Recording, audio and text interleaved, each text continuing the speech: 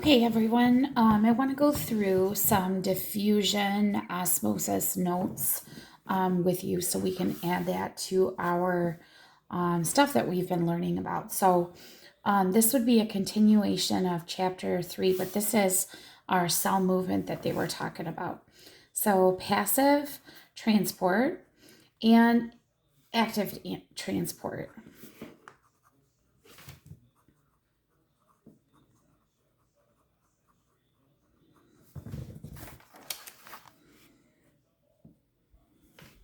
Okay, and I'm kind of going to put a line down the middle to kind of give you some examples of each of these.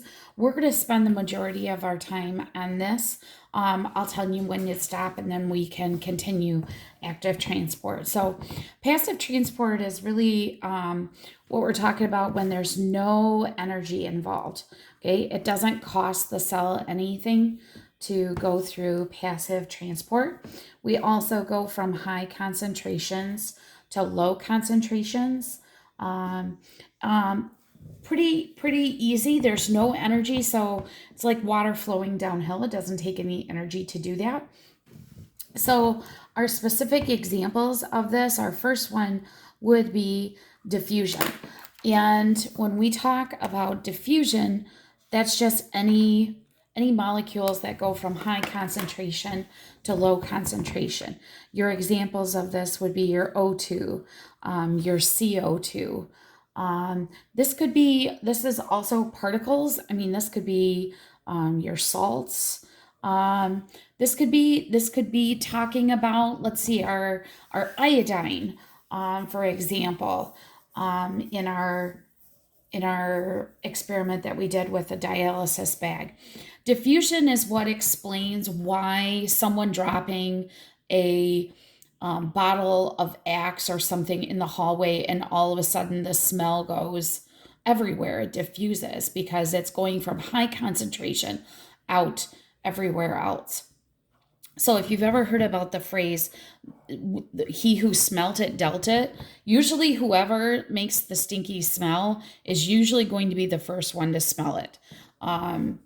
So just to let you know that, just in case you've always done that. So be careful.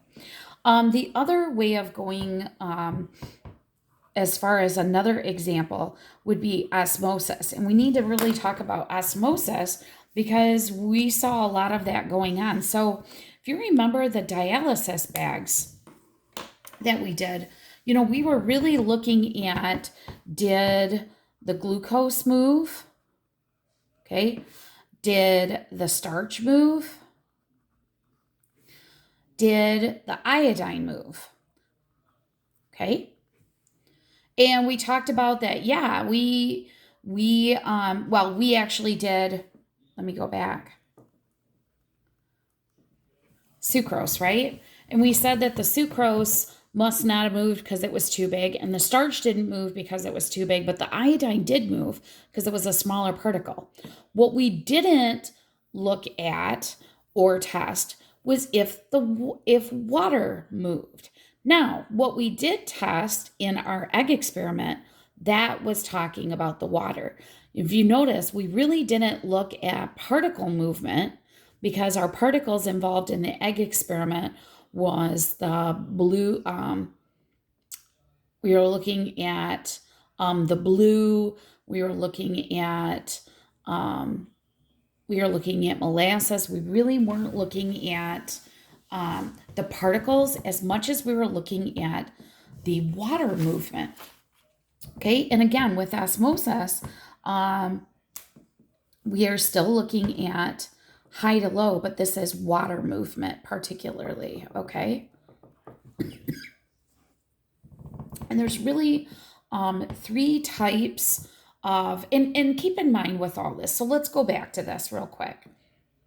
With any of these movements, what we're trying to get to is equilibrium, okay? I want to make everything equal. Now that should make sense because of homeostasis. We want to have equal concentrations, okay? There is something called a concentration gradient. I'm actually going to talk about that because that's an actual advanced bio concept. And it's easy to do the math too, and I can show you how to do that. But that's really what we're talking about is we're talking about an unequal amount of particles or water, and we're going to flow until everybody's equal. Now, unfortunately, what that means for in the cell is that could mean disaster for the cell if we lose too much water or we don't gain enough, just like the egg, right? So there's really three types of scenarios, and I'm going to draw out a beaker to kind of demonstrate that with you.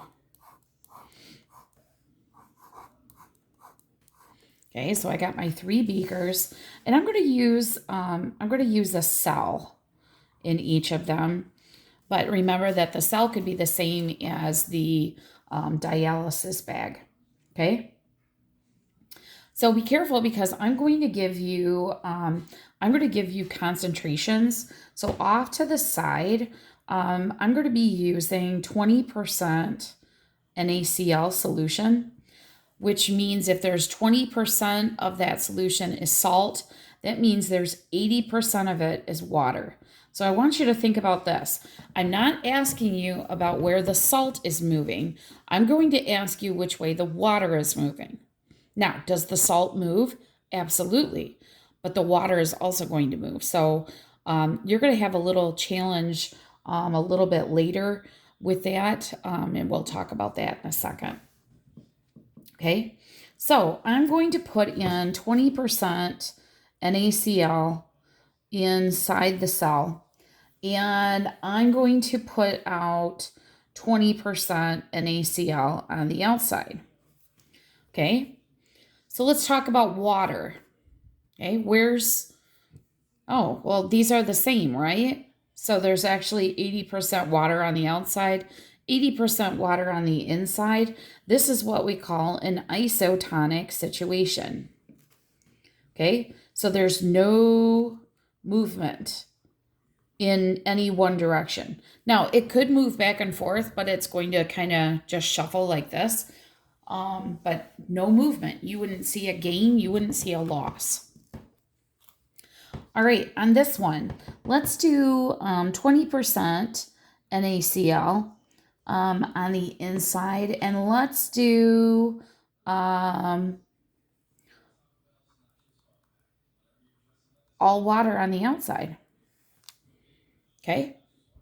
Well, where's there more water? Well, definitely on the outside. So what I'm going to do is I'm going to put an H on the outside. And that H stands for high. And I'm going to put an L over top of my cell, and that stands for low. And remember that water moves from high concentration to low concentration. So the water is going to move inside the cell, okay? Inside the cell. So this is a hypotonic situation, a hypo, so, or a balloon that I like to draw. So this is going to blow up. So you're going to get a net gain here, okay? Water is going to move inside. Did you have a situation like that with your egg? Absolutely. It was the blue egg, right? The one that you hardly had to touch, and then it like exploded on you, right? So it actually absorbed the water. There was less water on the inside of the egg, and so the water flowed into the egg.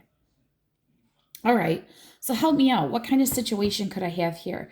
How about 20% NaCl, and we're going to make this 30% NaCl? Well, in that case, I'm going to use a different color so that you can see the difference. So if this is 20% on the inside, that means it's 80% water on the inside, but on the outside, it's 70% water. Yikes. Now, let me explain this real quick. If I am mixing a solution, for example, okay, and I want to make it 30% NaCl, I would say to myself, all right, how much solution do I want? I want 1,000 mils, okay, of 30% NaCl. This is what I do. I take 1,000 times 30%, okay? That's how many grams of salt I put in. and I subtract that amount of salt from 1,000 and I put the rest of it water. Okay. So that's what I'm figuring. So there's less water on the outside. So L is on the outside, but H is on the inside. Therefore, I'm going to go from high to low, and the water is going to flow out of the cell. Now, that could be a real bummer. If you're a cell, you're going to shrink right up. Did we have that situation? Absolutely. That was the molasses, right? So this is hypertonic. I always like this because the seniors are hyper to get out of school. So you're going to get a net loss. Okay? So in order for us to really look at hypertonic, hypotonic, we really needed a mass reading from probably a mass reading from your sausage bags rather than like a liquid reading or even a displacement. Now, you did do a mass reading of your eggs, which I found to be quite interesting. And you did a before and after. So that was interesting. So we really want to look at some quantitative data. So a hypertonic, hypotonic. Maybe you want to go back for your experiments and you want to do something different with this. Okay? All right, the next two pieces, I'm going to take my paper and I'm going to write on the back, and I'm going to stay with passive because I have a few more other passive transport examples. Okay, we talked about dialysis. In fact, we're using dialysis tubing, and remember that dialysis tubing, this is just an aside from your notes. It's not a particular type, but it's in a pink box and it talks about the dialysis. But dialysis tubing is it's kind of what dialysis tubing is. And so you run blood through this tube and then you put amounts of solutions on the outside. So for example, if you want toxins to come out, then you want this to be low, but the toxins inside are higher. Therefore, those chemicals are going to flow out of the blood and filter the blood. Good stuff we want to leave in, like proteins and things like that. So dialysis is really, you have to do it like every other day to keep the toxins out of the body. Otherwise, the person can die. But it's not necessarily a particular type of, it's diffusion and osmosis. Along with it, right? You wouldn't want to have the water content so high on the outside that the person loses all their water. You just want to filter their blood and get all the stuff out that will poison the body. Because that's what will eventually happen, is that the toxins build up in the body and the kidneys shut down. Okay? So that's just an example, okay? I want to make sure you understand.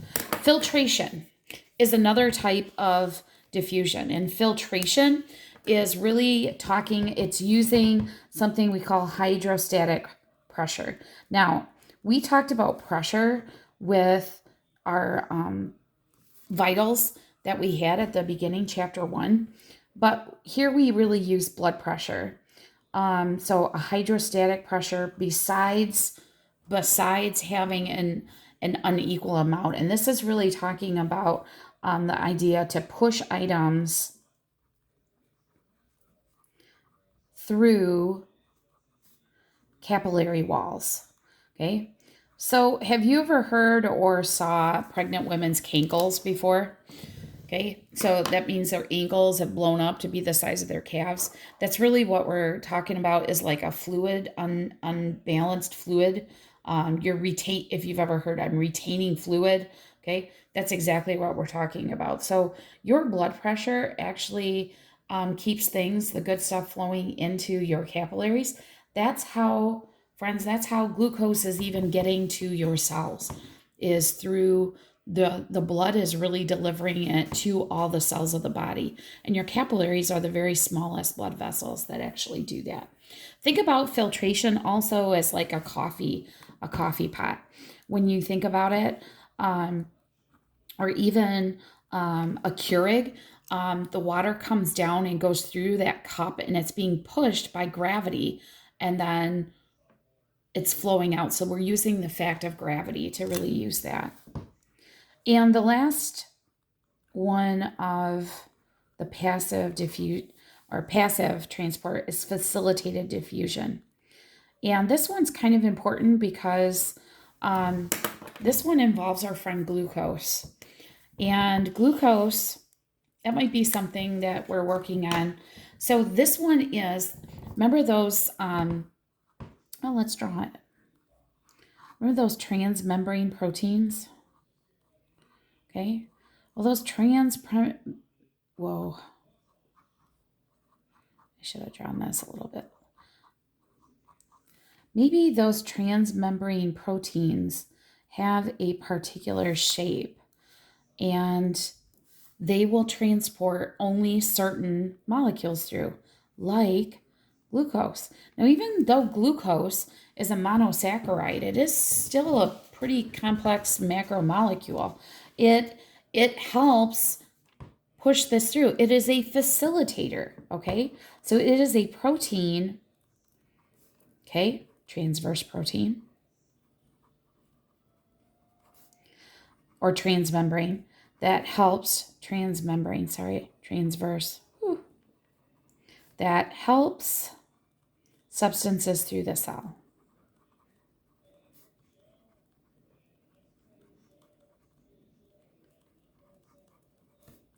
Without energy loss. Okay, so it's without energy loss, sorry. Okay, for example, you're doing your experiment, you have trouble, you call me, Mrs. Bassett. It doesn't cost me anything to go over there. It doesn't cost extra. I already get paid. It doesn't cost me extra for me to run over and you to ask me 50 bazillion questions. It's the same amount. So facilitated is really a helper protein for those that might be charged or just need a special pathway to get through. That's fine. That is what facilitated. That's what those transmembrane proteins are for. Okay, those are especially when you think about, that's pretty good for glucose, because when you start thinking about glucose and the amount of energy that would take in order to even create energy, that's kind of like me getting a second job to pay for daycare because I have a second job. Okay, that doesn't make any sense. Or you going to get a job to pay for the gas to get your second job. Okay, so that's all passive diffusion. Okay, so you can stop the video right now and come back and do active transport a little bit later. Okay, friends, here's active transport. And active transport, as far as the difference between that and passive transport, is energy is used. In fact, 40%.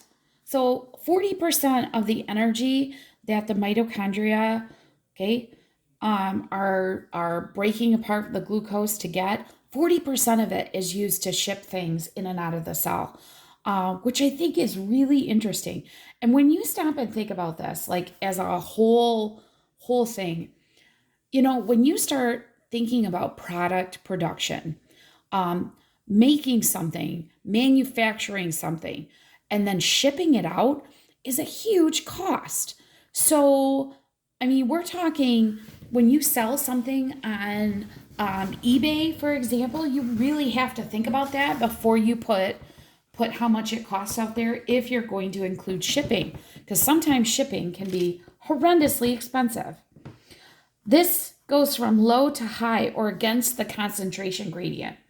Okay, and you might ask yourself, well, why is that? Well, there's some particular cases where we really are going to focus on why you go from low to high. I mean, think about it. Sometimes we have to send in money to people that have more money than we do, right? To pay our bills. Sometimes it happens. One of the best examples here would be the active. We don't really give them different names, But the example here would be the sodium, potassium. What am I doing here? This is a K, sodium, potassium pump. Okay. And this is used in nerve conduction and also muscle contractions. Okay. There's a great picture in your book, but you know what? You'll recognize that some of that is another transmembrane protein.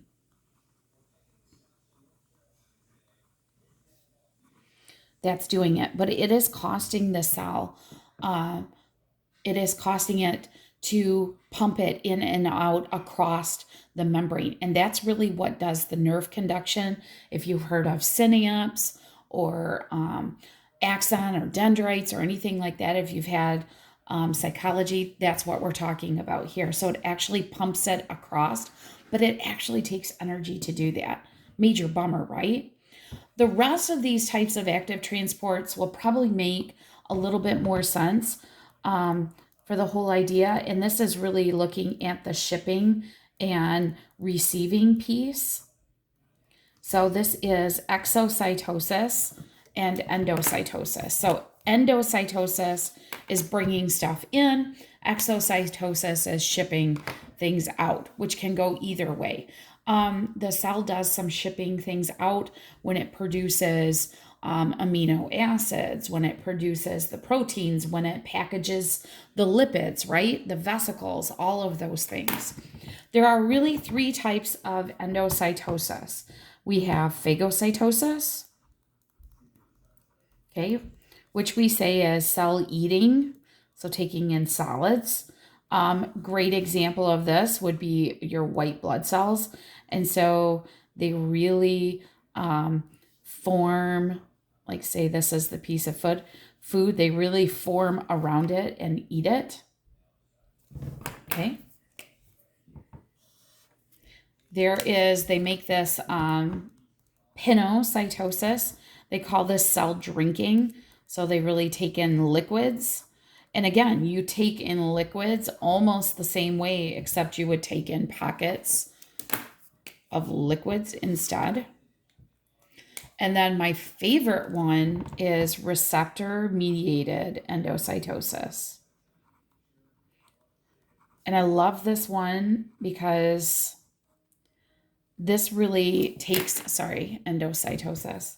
This really takes into account those peripheral proteins that we talked about. So, I'm not an avid fisherman, but I do like to fish. I'm not a great fisherman. And probably part of that is because I use the same bait no matter where we go. So I usually get worms, okay? And when I was a kid, I used to catch grasshoppers and I never did catch anything. But I would go out in the field where we were camping and I'd catch grasshoppers. So I'd never have to go buy bait because I was really cheap.